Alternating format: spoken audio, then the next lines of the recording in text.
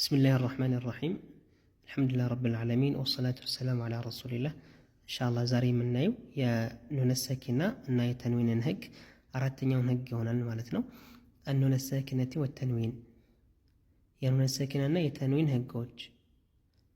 الحكم الرابع الإخفاء أردتني هج إخفاء ميلون من نايو مالتنا مكناتهم بالفو من يتنال يا النون الساكنة هجوج أردت እንደሆኑ የመጀመሪያው ኢዝሃር የሁለተኛው ኢኽፋና የሁለተኛው ኢድጋም የሶስተኛው ኢቅላብ የሚለውን አይተናል። አራተኛው ይቀርናል። እሱ ምንድነው? ኢኽፋ ነው።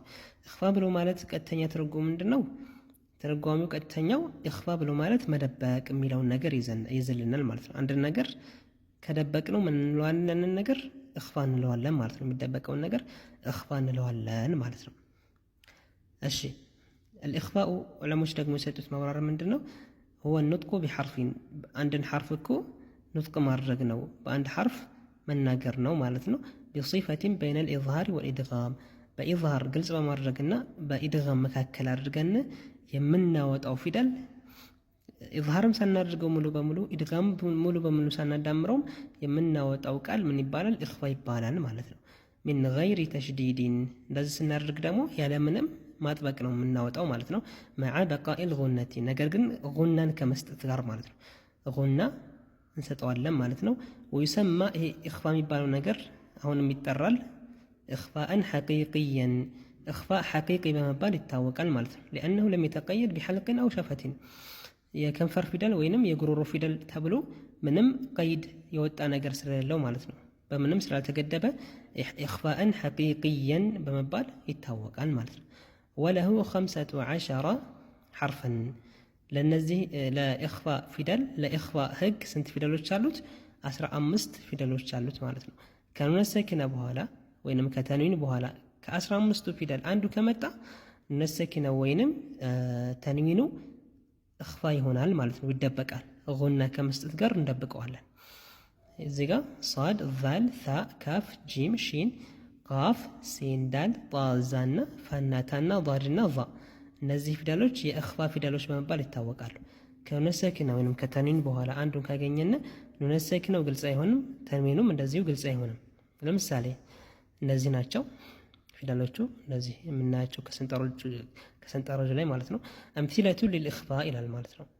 ለኢኽፋ ምሳሌዎች ለምሳሌ ለሳድ ምሳሌ ብናይ ከኑን ሰኪና በኋላ ሳድ ከመጣ ኑን ሰኪናው ግልጽ አይሆንም። ለምሳሌ እዚህ ጋር መጀመሪያው መንሱራ ስንል መንሱራ ስንል እየደበቅነው ነው ኑንን። ሁለተኛ ደግሞ ጉናም እየሰጠን ነው ማለት ነው። መንሱራ ስንል መንሱራ እንለም መንሱራ መን ግልጽ አይሆንም ማለት ነው። ሁለተኛው ደግሞ አንሰዱኩም ስንል እዚህ ጋር ማለት ነው። አንሰዱኩም አንሰዱኩም አንልም አንሰዱኩም። ለተንዊን ምሳሌ ሪሐን ሰርሰራ ስንል አሁንም ሪሐን ብለን ግልጽ አናደርግም። ሪሐን አይቀራም፣ ተንዊኑ አይቀራም፣ ግልጽ አይሆንም። ለምን? ሷድ ከተንዊን በኋላ ስለመጣ ማለት ነው። ሁለተኛው ምሳሌ ዛል ነው። እዚህ ጋር ዛል ማለት ነው።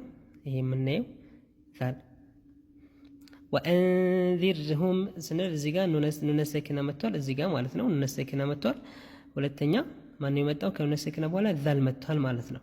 ስለዚህ ዛል ስለመጣ ኑነ ሰኪናው ወአን አንለም፣ ግልጽ አናደርገውም፣ እንደብቀዋለን። እንዴት ብለን? ወአንዚርሁም። ሁለተኛ ደግሞ እዚህ ጋር ነው ኑነ ሰኪና መጥቷል። ከዛ ዛል መጥቷል።